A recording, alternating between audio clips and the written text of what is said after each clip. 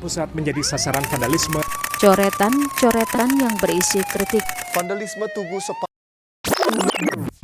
Vandalisme kebanyakan terjadi menurutku di ruang publik, ya, di jalanan sih.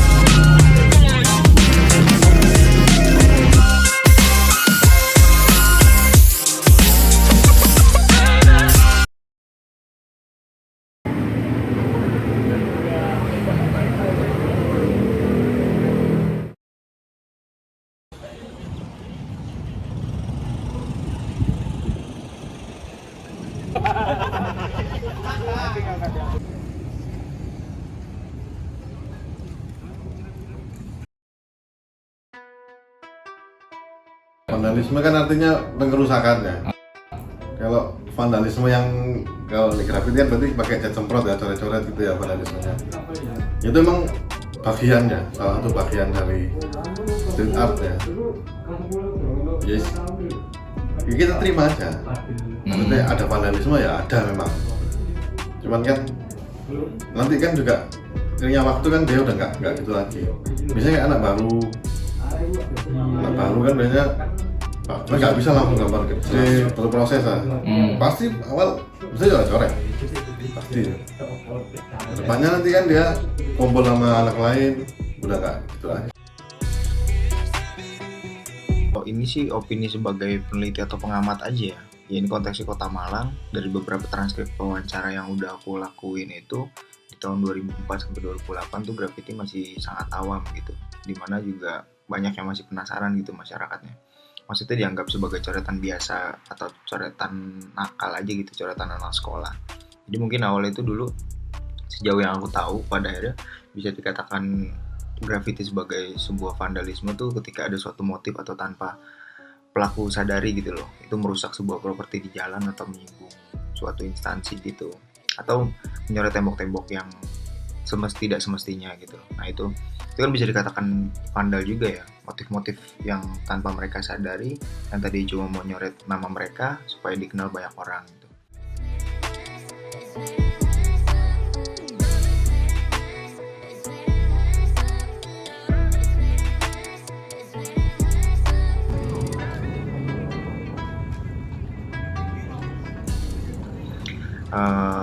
Kalau misalkan di Kota Malang sendiri, vandal atau bombing kayaknya maraknya tuh di tahun 2010 ke atas gitu deh, 11 sampai sekarang gitu. Mungkin ada masyarakat beberapa yang masih menganggap itu sebuah tindakan vandalisme. Nah, sebenarnya sih gini sih, dalam grafiti itu sistemnya karena ada pelaku, ada masyarakat juga, ada ya ruang publik itu milik masyarakat kota gitu. Ada pemilik ruko, terus juga pemerintah dan sebagainya.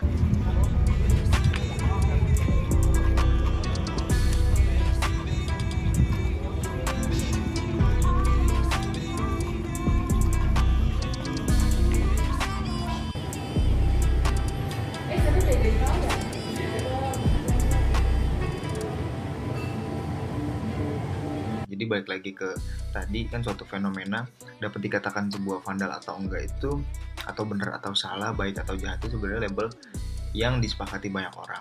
Awalnya kayaknya berangkat dari motif si pelaku memanfaatkan karyanya atau artefaknya, bagaimana pelaku menempatkan artefaknya dan mau memposisikan pada label yang mana gitu, mau graffiti yang mungkin dilihat secara estetik atau ya graffiti vandal gitu loh.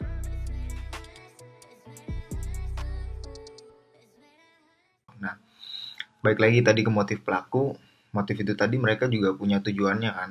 Nah, kalau misalkan pengen diapresiasi, merasa karyanya bagus, baik, pasti kan mereka izin juga ke yang punya tempat, misal tembok kosong yang sekitarannya kumuh, dan dia juga mencoba untuk menggambar di tembok itu dengan tagline misal jangan buang sampah sembarangan, Itu kata-katanya itu menyadarkan masyarakat sekitar kan, jadi pada akhirnya itu dijatuhi label yang mungkin bisa dikatakan tidak sebuah tindakan vandalisme. Itu contoh grafiti yang bukan vandal sih, yang dapat juga jadi pengingat lah, pengingat di sekitaran lingkungan tersebut.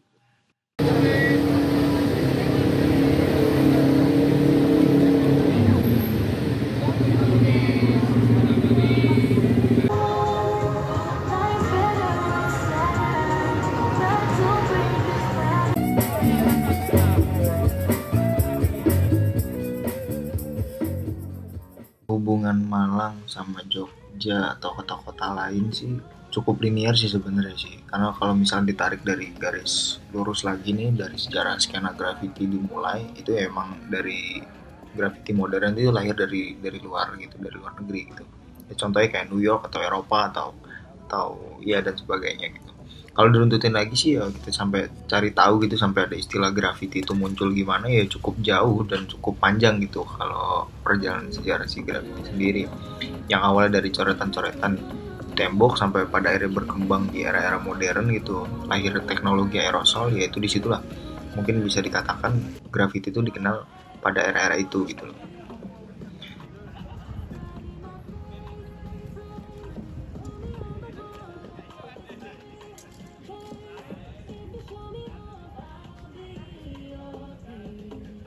Terus kalau misalkan di Indonesia sendiri, ya sebenarnya udah ada sejak tahun 2000-an, bahkan jauh sebelum itu gitu. Di era-era kemerdekaan pun juga sudah dipakai gitu coretan-coretan untuk membangkitkan semangat para pejuang gitu, Bung, ayo Bung, atau ya banyak banyak banyak coretan-coretan pada era itu. Cuma kalau misalkan ditarik yang lebih modern ya tahun 90-an akhir sampai 2000-an itu, mungkin awal di Jakarta kayak Jakarta, Bandung, Jogja tuh jadi salah satu yang perkembangannya cukup masif gitu menggunakan si graffiti ini sendiri atau skena graffiti ini berkembang.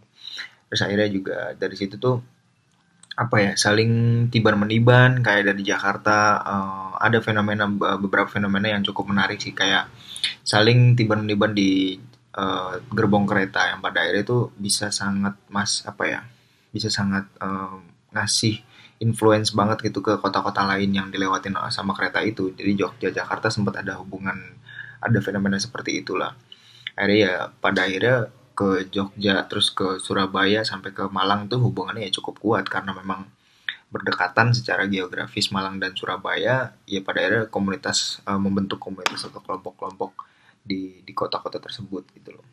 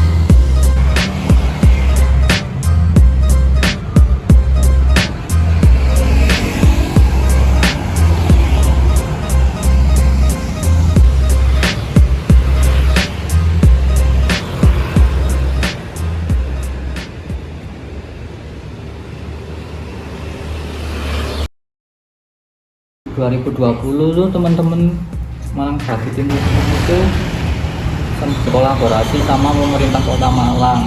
Di situ juga dapat support dari salah satu produk cat di Malang yang dia tuh nge-support Kampung Warna-Warni juga. Jadi